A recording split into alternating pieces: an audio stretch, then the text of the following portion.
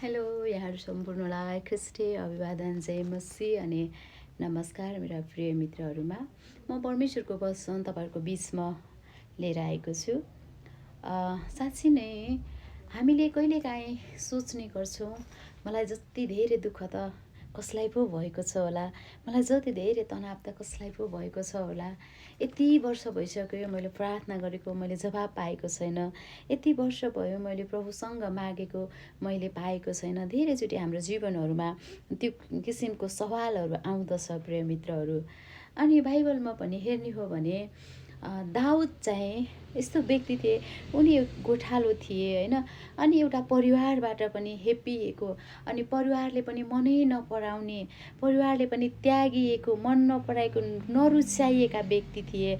अनि उनी गोठालोदेखि होइन राजासम्म जाँदै गर्दाखेरि चाहिँ उनीहरू धेरैवटा वसन्तहरू पार गर्नु परेको थियो। उनले धेरै सङ्घर्ष र कष्ट गरेका थिए, उनको जीवनमा धेरै चुनौतीहरू आएको थियो प्रिय मित्रहरू। अनि त्यस कारणले अनि अर्का व्यक्तिलाई पनि हामी हेर्न सक्छौँ। योसेफको जीवनलाई हेरौँ, योसेफ पनि एउटा परिवारबाट अवहेलित भएको थिए, त्यागिएको थिए, घरबाट निकालिएर होइन उनलाई खाडलमा हालेर बेचेर देशैबाट निकालिएका आफन्तीको साथ पाउनु ठाउँमा आफन्तीले उनलाई बेचेर परै देशमा, परै ठाउँमा, परै व्यक्ति उनी पठाइएका थिए। आफ्नै दाजुभाइले होइन उनलाई बेचेको कुराहरू हामी पाउँछौँ। जब उनी त्यो देशमा बेचेर गइए, दासत्व बनेर धेरै सङ्घर्षपछि उनीले फेरि त्यहाँनिर एउटा घरानामा परेर उनले आफ्नो सङ्घर्षलाई चाहिँ खुसीमा बदलेका छन्। उनलाई त्यो समय कुर्न धेरै कठिनाइ थियो। अनि कहिलेकाहीँ तपाईँ र म पनि हाम्रो घरानाबाट निकालिन सक्छौँ, हाम्रो समाजबाट निकालिन सक्छौँ प्रिय मित्रहरू।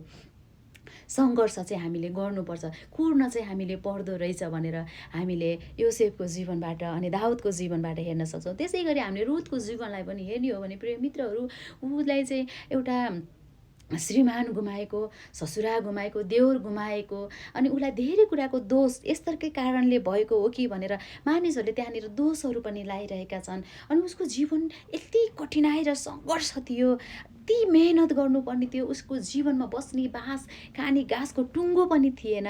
तर पनि परमेश्वरले उसलाई फेरि त्यो सुदिनहरू फर्काइदिनु भएको छ। ऊ कठिनाइ पछि उसले विजय पाएको छ। अनि अर्को व्यक्ति पनि हामीले हेर्न सक्छौँ, त्यहाँनिर एस्तरको जीवन पनि हामीले हेऱ्यौँ भने त्यहाँनिर एस्तरले पनि धेरै किसिमको टुहुरीदेखि महलसम्म जाँदै गर्दा उनले धेरै वर्षहरू, धेरै सङ्घर्षहरू उनले गर्नु परेको थियो। एउटा टुहुरी, एउटा काकाको घरमा बसेर उनले कतिसम्मको समस्याहरू झेलेकी थिइन्, एउटा कतिसम्मको